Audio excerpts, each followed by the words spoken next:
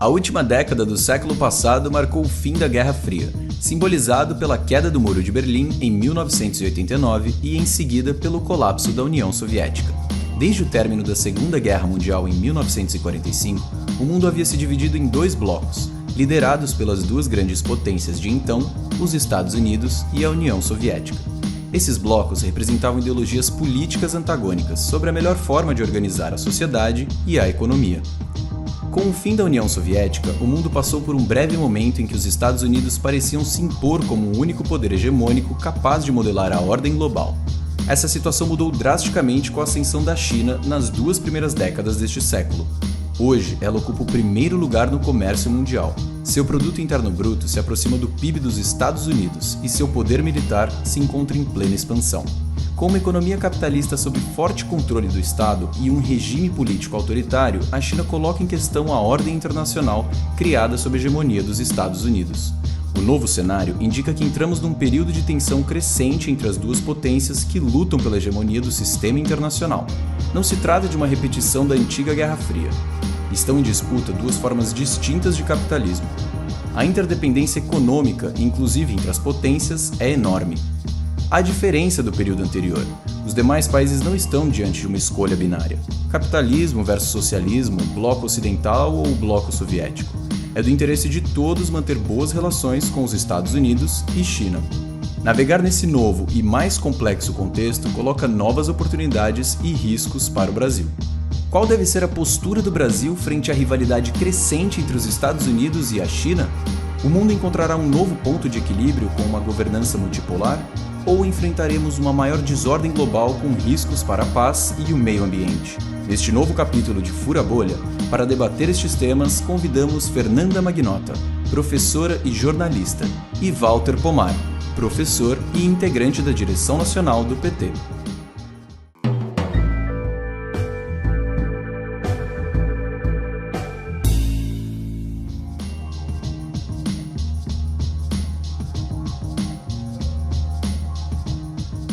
Eu acho que o Brasil precisa, nesse momento sensível da política internacional, manter uma característica que é padrão da nossa política externa ao longo da história, que é o pragmatismo e a busca por autonomia.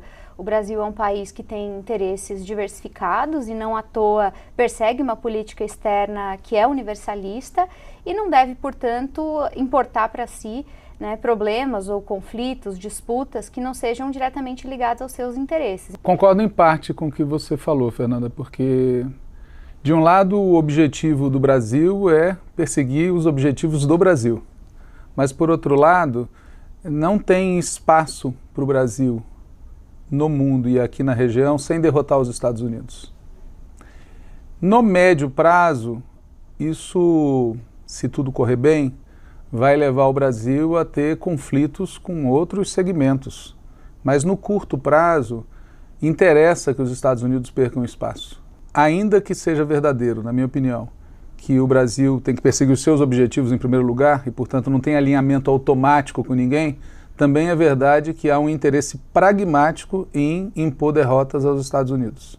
Então, mas ao mesmo tempo em que eu concordo contigo que a gente está vivendo um mundo em transição hegemônica, a gente estaria assumindo que a alternativa aos Estados Unidos é uma alternativa que favorece o Brasil, ou que favorece a emergência de novas potências, de um mundo multipolar, do chamado Sul Global, quando isso também é uma grande interrogação, né? Quando a gente pensa no papel da China nesse sentido, não é só um debate sobre o que a China representa em matéria de valores, mas é também o tipo de sistema internacional que favorece a China. Eu diria que, pelo menos na minha forma de ver, a multipolaridade que o Brasil persegue não necessariamente é a mesma multipolaridade que a China persegue ou outros países como a Rússia. Talvez a gente esteja diante de uma busca a partir dessas potências de uma nova oligarquia internacional, que não necessariamente vai favorecer o Brasil. Então, pensando em termos relativos, a diminuição de dependência em relação aos Estados Unidos pode incorrer em riscos quando isso implica na maior dependência da China, assumindo que a China, portanto, é um ator cujos interesses se assemelham ao do Brasil. Então, me parece que o ideal não é assumir uma lógica maniqueísta de um ou outro, de derrotar um em detrimento do outro, mas entender que é possível se beneficiar em diferentes setores, em diferentes temáticas de cada um desses atores e que não necessariamente haverá um mocinho emergente que vai nos salvar de um vilão que nós tentamos superar. Então, eu tenho essa dúvida, sabe? Se o mundo que vem aí não é um mundo de uma multipolaridade oligárquica. Então, mas é que você coloca a coisa em termos condicionais. O que será que a China quer? O que será o mundo que vem aí? E eu coloco a coisa em termos presentes. O mundo hegemonizado pelos Estados Unidos não nos serve. Exemplo, o dólar. Não é possível que o dólar continue jogando pelos próximos 50 anos o papel que jogou nos últimos 50. E nisso há uma coincidência, sim, entre os interesses da China e os interesses do Brasil. Os interesses da China e do Brasil não são integralmente coincidentes. Agora, o conflito com os Estados Unidos é de outra qualidade, porque, objetivamente, ele é o gestor de uma ordem decadente. Uma ordem na qual ele cumpre um papel que bloqueia a ascensão do Brasil. Olha, eu concordo em parte também. Embora os Estados Unidos e o Brasil tenham uma série de divergências, existem matérias com as quais nós dialogamos mais com o interesse norte-americano do que com o interesse de outros países. A questão da estabilidade das instituições, a defesa da democracia, a busca pelo combate à desinformação são fenômenos que afetam a nós de maneira direta e que poderiam se beneficiar de uma cooperação. Além disso, a gente poderia falar também de outros temas que são caros à agenda bilateral, como a questão do meio ambiente, como a questão ligada ao desenvolvimento. Os Estados Unidos são ainda hoje nossa principal fonte de investimentos, quando a gente pensa numa economia que se desenvolve a partir de um maior valor agregado. Enquanto a China, se por um lado é um grande investidor em infraestrutura, é um dos grandes compradores do Brasil em matéria de comércio, também é, ao mesmo tempo, a responsável por parte da nossa desindustrialização, que é um outro problema que a gente enfrenta hoje. Se você olha a trajetória dos Estados Unidos, tem pontos fora da curva, mas a curva é sistematicamente, desde pelo menos a doutrina Monroe, há 200 anos, intervenção, apoio a golpes militares. Então, que haja pontos fora da curva aqui ou ali, não altera o movimento geral. Em terceiro lugar, se você olhar para o futuro, o que os Estados Unidos nos oferece? Uma ordem cujo auge foi 2008, foi a crise mundial. E se você olhar para o presente, é Trump. Então tem uma mitologia sobre o que são os Estados Unidos que não corresponde aos fatos. Os fatos são, o Brasil tem um enorme potencial. Esse enorme potencial exige uma série de medidas para que ele possa florescer. Uma delas é que a hegemonia dos Estados Unidos seja superada. O problema da desindustrialização, eu acho impossível imputar à China. Começou esse processo na época da crise da dívida. E, além do mais, a desindustrialização, falemos claro, é de responsabilidade da classe dominante brasileira, que fez uma escolha, em determinado momento da história recente, por desfazer 5 décadas de industrialização. Essa escolha não é de responsabilidade nem dos Estados Unidos, nem da China. É de responsabilidade exclusiva da nossa classe dominante. Você tem razão que em algum momento do processo isso vai levar a um ajuste nas relações com a China. E por isso eu não sou favorável à ideia de que no âmbito internacional você tenha amigos do peito e inimigos totais. Não sou adepto dessa tese. O que eu estou dizendo é que no presente momento a hegemonia dos Estados Unidos precisa ser derrubada.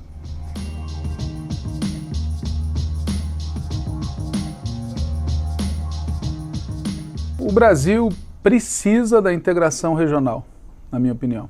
E uma integração regional não só sul-americana, mas latino-americana e caribenha. O que significa dizer que o Brasil precisa construir uma aliança com os seus vizinhos mais próximos ou mais distantes, de maneira que a região fale como região perante todos. E desse ponto de vista, não nos interessa que a região seja fatiada. Não se trata propriamente de ter uma preocupação. Os Estados Unidos e a China vão buscar, assim como a Europa, buscam seus interesses.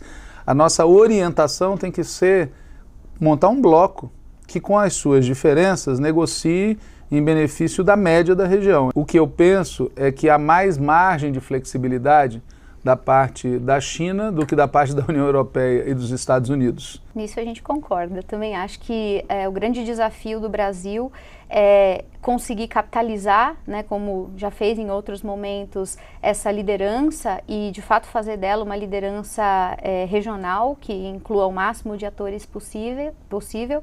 Me parece que o problema do Brasil nesse quesito, são dois, na verdade, dois problemas. Primeiro, assumir os custos e as responsabilidades de ser essa liderança, né? Eu não sei se hoje o Brasil tem as condições e se o Brasil está disposto a fazer isso. Esse é o grande desafio. E, ao mesmo tempo, me parece que também há algumas divergências que são características de um mundo polarizado, em franca transformação, que tornam esse diálogo muito difícil. Quando eu penso no que deveria ser o papel do Brasil e os mecanismos de integração, eu não encontro muito respaldo na realidade. Assim, eu vejo o Mercosul em franco enfraquecimento, e a sensação que vários dos países acabam tendo é de que é mais eficiente, é mais célere fazer negócios bilaterais ou, de repente, até se engajar na Belt and Road Initiative, em outras propostas, né, que possam trazer benefícios de curto prazo. E, nesse sentido, eu acho que a presença da China na América Latina pode ser uma fonte de oportunidade, né? Os americanos não gostam disso, mas, nesse sentido, já aconteceu muitas vezes de os líderes latino-americanos fazerem aquela coisa de jogarem a carta chinesa, né? Então,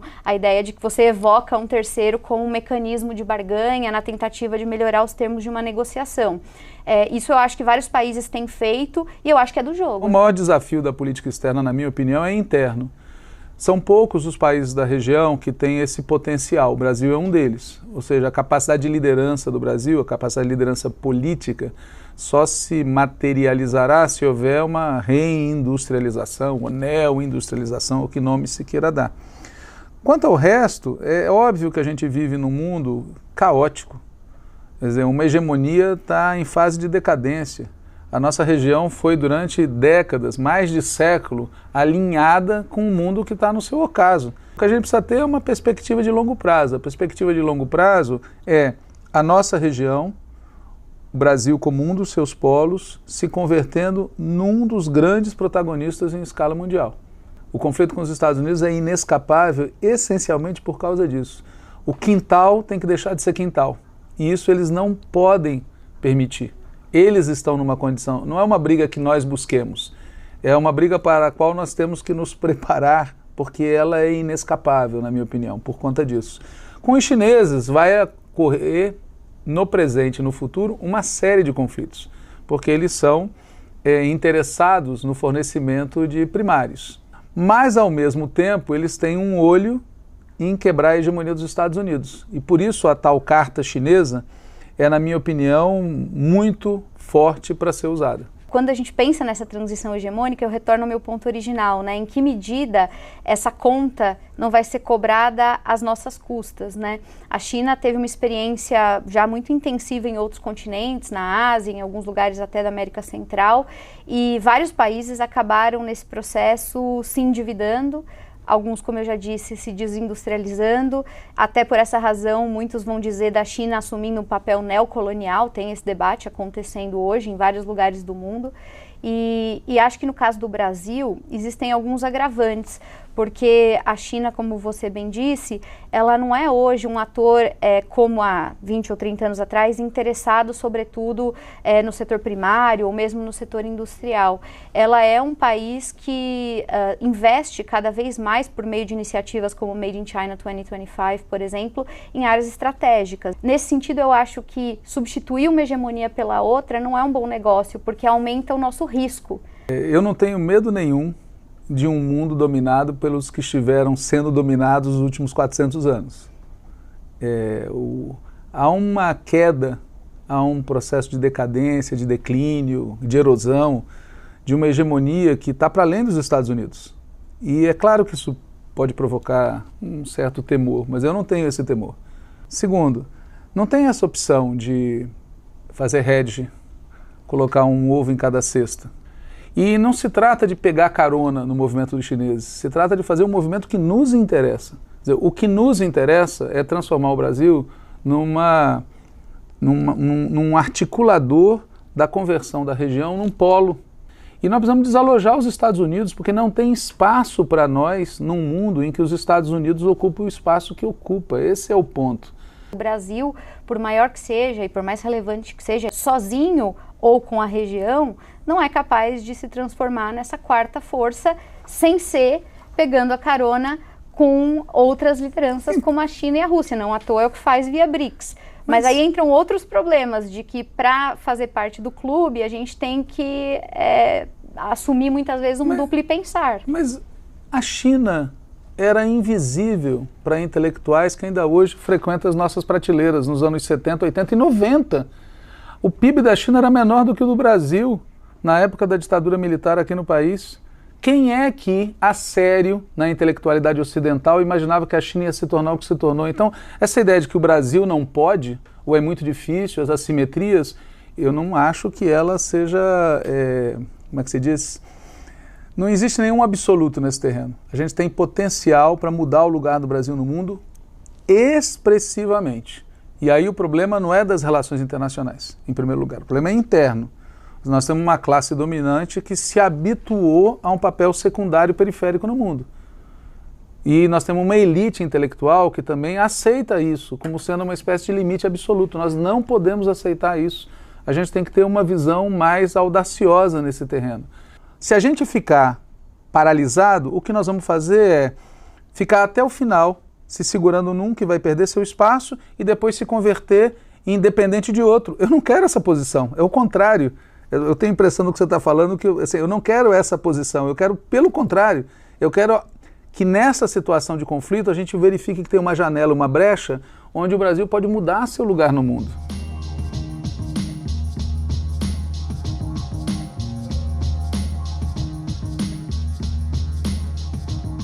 É muito complicado porque a gente está falando de países que têm dificuldade de realizar esse tipo de coordenação até em escala menor. A gente fala, por exemplo, da iniciativa do Brasil, né? O Brasil se dispondo a mediar grandes conflitos internacionais. Esse é um grande tema que a gente tem acompanhado o debate. O que, em tese, não é um problema. Em tese, acho que ninguém é contra que o Brasil se coloque como um mediador em qualquer que seja o conflito, pela nossa tradição, pela nossa história, pelas nossas próprias credenciais, óbvio. Então, em tese, isso não é uma questão.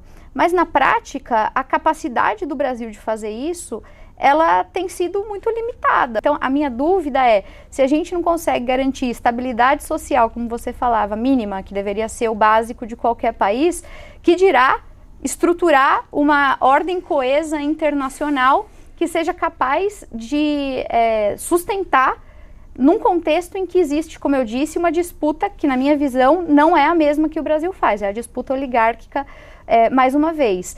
E eu acho que também existe uma certa romantização dessa ordem multipolar. Por mais que a retórica política seja a de uma superação do dólar como um elemento simbólico a partir de uma moeda nova, na prática isso não transforma o sistema, isso serve como um gesto que é simbólico e importante, mas isso não é revolucionário, como talvez alguns imaginam. É preciso construir uma nova ordem monetária internacional. Agora, temos pressa em fazer isso, né? Essa questão ambiental, por exemplo, que está posta aí no debate, né? É uma questão que, como já foi dito, tem prazo, tem tempo. E é um bom exemplo de algo em que o Brasil tem um potencial de protagonismo assentado muito grande. Agora, isso não é sozinho sustentável.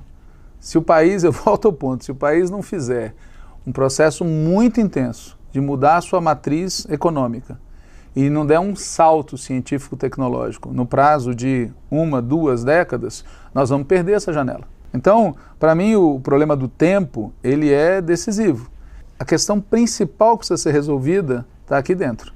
É mudar a nossa matriz. Então nós temos que buscar isso. E buscar isso com a região, com os vizinhos que realmente a gente tem. Qual é a grande dificuldade?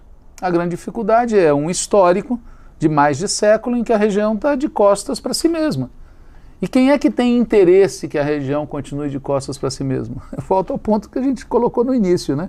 Em primeiríssimo lugar, os Estados Unidos. Na questão ambiental, por exemplo, né, voltando a esse ponto, A posição dos Estados Unidos, especialmente pós-Trump, é muito ruim. É muito ruim. Essa sim é muita retórica e pouca correspondência aos fatos. Você sabe que, pensando nessa questão ambiental, eu vejo isso como um potencial ainda subexplorado pelo Brasil. E nesse sentido, eu acho que até poderíamos ver na questão ambiental uma chave para a solução do dilema que eu comentava mais cedo. Porque enquanto o Brasil gasta, né, recursos, tempo, energia, enfim, até capital político, tentando resolver todos os problemas do mundo, então mediar a guerra da Ucrânia, ao mesmo tempo querer discutir a transição hegemônica e fundar novos padrões internacionais de moeda e tal, o Brasil divide a atenção ou diminui a atenção que dá a uma pauta para a qual nós temos vocação óbvia, que é a pauta ambiental, onde nós temos legitimidade e a partir de que nós podíamos transformar numa grande plataforma internacional. Tem uma janela de oportunidade de emergência do Brasil dentro de uma seara na qual ele é reconhecido por todos como um player relevante. Efetivamente, os governos Lula e Dilma e agora de novo o governo Lula dão à questão ambiental um imenso destaque. Agora, as demais questões que você citou são inescapáveis. Não há como escapar de ter opinião sobre a questão da disputa hegemônica, a governança mundial, o funcionamento da ONU, o Conselho de Segurança. Não tem como escapar disso. E também não tem como escapar de tomar posição sobre a guerra. Até porque ela pode colocar o mundo numa situação que nós já estivemos poucas vezes no passado, de completa destruição. Não tem como escapar disso. Veja, você citou 2 ou 3 temas como se houvesse dispersão. Não tem dispersão. Fazem parte da mesma pauta, que é a sobrevivência da humanidade, a possibilidade de uma coexistência pacífica entre as nações, a possibilidade de desenvolvimento de médio prazo. São questões essenciais. E eu não acho, sinceramente, que o Brasil possa se dar ao luxo de dizer sobre isso aqui eu não comento. Sinceramente, eu não acho que a gente deva temer pela dispersão. A única dispersão que eu acho que a gente não pode ter é só teremos sucesso na seara internacional, mundial, se a gente tiver sucesso aqui dentro. É claro que o Brasil vai se posicionar e vai assumir lados em matéria de política externa, mas também faz parte desse processo de assumir lados calcular custos, benefícios e hierarquizar prioridades. Ou seja, entender onde as nossas capacidades são melhor alocadas e, de alguma forma, portanto, empreender um esforço nessa direção. Porque simplesmente forjar a multipolaridade se envolvendo em todos os temas de interesse global não necessariamente vai fazer de nós um player respeitável. Se cobra do Brasil, de todas as partes, por exemplo, posição sobre o tema da guerra. Eu não acho que seja errática a posição brasileira. Pelo contrário. Eu posso concordar ou discordar dela, mas é uma posição muito clara, porque respeito o que diz a Carta da ONU em relação a ter havido uma invasão de um território soberano e, ao mesmo tempo, pede uma solução que seja pacífica e negociada. Agora, não é, como pode passar a impressão, quando eu escuto o que você fala, pode não ser o que você disse, mas é o que eu escuto, como se o Brasil estivesse buscando para aparecer. Quer dizer, o Brasil foi buscado, foi pressionado pelo governo dos Estados Unidos, pelo governo social-democrata, liderado pelo ministro social-democrata alemão, por outros, pelo governo francês, a tomar uma posição que nós não queremos tomar, que nós não vamos tomar, porque nós não vamos apoiar uma situação que vai escalar em direção a uma guerra nuclear. Ou bem se convence que o terreno onde se pode resolver o problema é da negociação, ou essa guerra vai prosseguir indefinidamente, que é, de fato, a política dos Estados Unidos. É desgastar militarmente a Rússia ao máximo que puder e vai ser o que eles vão tentar fazer também em Taiwan. Então, é óbvio que para quem tem essa política, a posição brasileira tem que ser atacada. Eu concordo com o que você está dizendo, mas qual é o problema? O problema é que, número 1, assume que a gente é mais importante do que talvez a gente seja. E segundo, eu acho que a gente não pode tirar do contexto, já que o assunto é fazer contrafactual, que quem invadiu a Ucrânia foi a Rússia. Então, no final do dia, independente se um ou outro está refreando o acordo de paz, como se houvesse uma grande mesa conspiratória com o objetivo, né, de derrotar a Rússia provocou o conflito. Quer dizer, se não fosse a Rússia invadir o território, o conflito não teria acontecido. O problema para mim é outro, é como viabilizar a paz.